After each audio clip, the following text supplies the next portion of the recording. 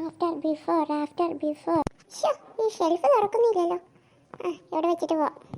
ഇവരെന്താ നിന്നുറങ്ങുവാണോ? പാറു, അയ്യോ അത് മറന്നു പോയല്ലോ. പാറു, ശരി ഒരു മിനിറ്റ്, എനിക്ക് ഓർമ്മ പഠിക്കാനുണ്ട്.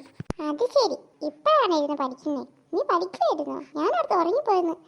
ഇതും കൂടിയുള്ളൂ. ഞാൻ ഒന്ന് വേഗം ഓടിച്ചിട്ട് നോക്കട്ടെ. അയ്യോ ദേ, ഇപ്പൊ തന്നെ ബെല്ലടിച്ച്, ഇപ്പൊ തന്നെ എക്സാം തുടങ്ങും. നീ കേറിയാണ്ടല്ല, പരീക്ഷ എഴുതാൻ പറ്റില്ല. വാ നമുക്ക് പോവാം. അയ്യോ ഞാനൊന്നും പഠിച്ചില്ലല്ലോ, എനിക്കത് അറിയില്ലല്ലോ. അറിഞ്ഞെടുത്തോളം മതി, വാ, ബാക്കി നമുക്ക് എങ്ങനെയെങ്കിലും എഴുതാനേ. വാ. അയ്യോ ഒന്ന് മറന്നു പോകാണ്ടിരുന്നാ മതിയായിരുന്നു. എടി പാർവതി, നിന്റെ കയ്യിൽ 2 പേനയുണ്ടോ? ഇല്ല. ശരി എന്താണ് ഇറക്ക? നിന്റെ 2 പേനയുണ്ടോ? ഇല്ല, ഒന്നേ ഉള്ളൂ. നീ ആ ലച്ചുവിനോടൊന്ന് ചോദിച്ചേ. വേണമെങ്കിൽ നീ ചോദിക്ക്, എനിക്കെങ്ങും വേല. ടീച്ചർ തന്നെ ഇറക്കി വിടും. ലച്ചു എന്താ വാസു, 2 പേനയുണ്ടോ? ഇല്ല, എനിക്ക് 2 വേണം, ഞാൻ തരൂല. മീനു 2 പേനയുണ്ടോ? ആ ഉണ്ട്, തരാ, കിടന്ന് കീറണ്ട. പാർവതി, 2 പെൻസിലുണ്ടോ? മിണ്ടാതിരിക്കട ഇറക്ക, ഞാൻ ഇതെല്ലാം മറന്നു പോകും. എൻ്റെ കയ്യിലൊന്നുമില്ല. നീ എന്നെ ഇതൊന്നും ഇല്ലാണ്ടാണ് പരീക്ഷയ്ക്ക് വന്നത്.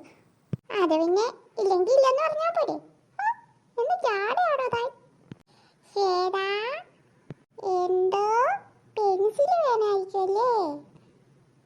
അതെ. എനിക്കിത്തിരിയെങ്കിലും ഉളുപ്പുണ്ടാടാ. ശരി എഴുതാൻ നേരത്തെ ചോദിച്ചാൽ മതി, തരാം. വിക്കോ, ആ 2ാമത്തെ ആൻസർ എന്താന്ന് പറഞ്ഞേ. എന്തൊരു പഠിപ്പിയാ, തിരിഞ്ഞു പോലും നോക്കണില്ല. പാറു, 2ാമത്തെ ആൻസർ എന്താ?